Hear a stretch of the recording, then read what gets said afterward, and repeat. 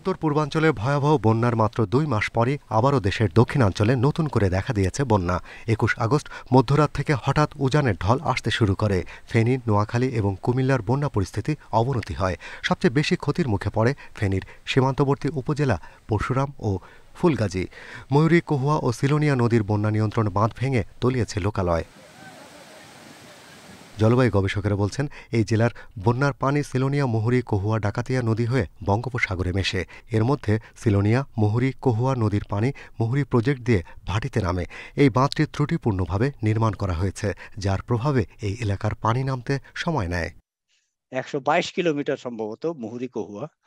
এই বাঁধটা বানানোই ছিল ফল্টি, কারণ বাঁধটাকে ঠেলতে ঠেলতে নদীর মাঝখানে, নদীর তীরে নিয়ে যাওয়া হয়েছে। নদী কিন্তু ওই জায়গায় ৩০ থেকে ৪০ মিটারের বেশি চওড়া না।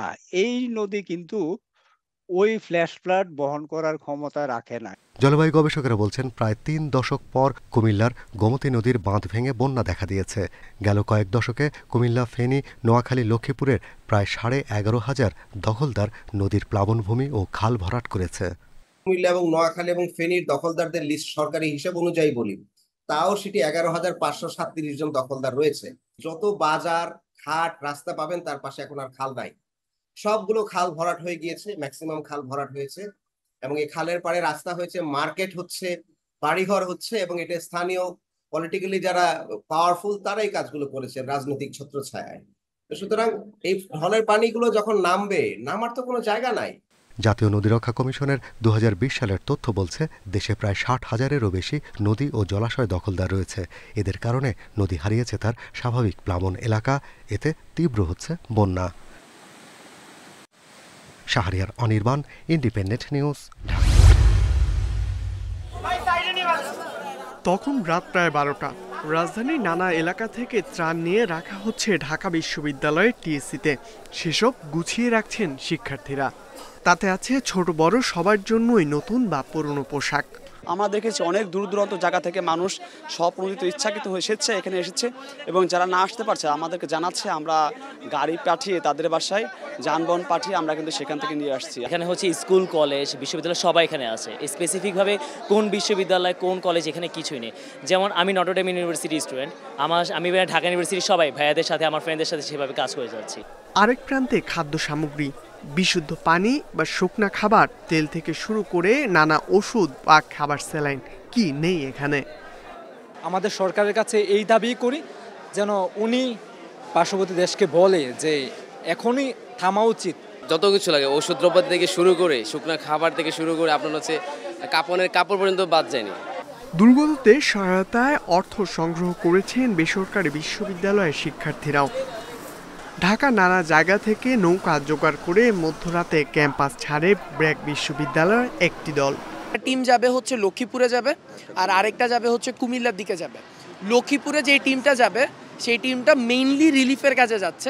পানির লেভেল অনেক উপর স্তরে আছে আর কি, যেখানে মানুষ সঠিকভাবে বের হতে পারছে না। তা ওখানে আমরা নৌকাগুলো ডিপ্লয় করব এবং সেখান থেকে মানুষদেরকে উদ্ধার করার ব্যবস্থা করব। প্রায় একই সময়ে আরও 3টি ট্রাকে 500 পরিবারের জন্য এক সপ্তাহের খাবার নিয়ে কুমিল্লা গেছে ইস্ট ওয়েস্ট বিশ্ববিদ্যালয়ের শিক্ষার্থীরা। আমরা আজকে আমাদের সহ প্রায় 6টা টিম চলে গেছে। আমাদের ফেনীতে টিম গেছে, আমাদের লক্ষ্মীপুরে একটা টিম গেছে, কুমিল্লাতেও টিম গেছে। আমরা যখন হয় তখন আসলে ধনী গরিব বলে কোনো কিছু থাকে না, টাকাও ভাষায় নেওয়া যায়, খাবারও ভাষায় নেওয়া যায়। তো সেই হিসাবে আমরা বুঝতেছি সবাই নিডি।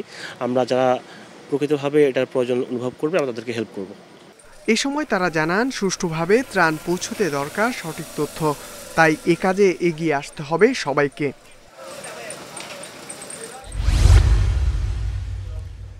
ভারী বৃষ্টি নয়, ভারত আগাম সতর্কতা না দেওয়ায় বন্যার ভয়াবহতা বেড়েছে বলে অভিযোগ করেছেন বিএনপির ভারপ্রাপ্ত চেয়ারম্যান তারেক রহমান।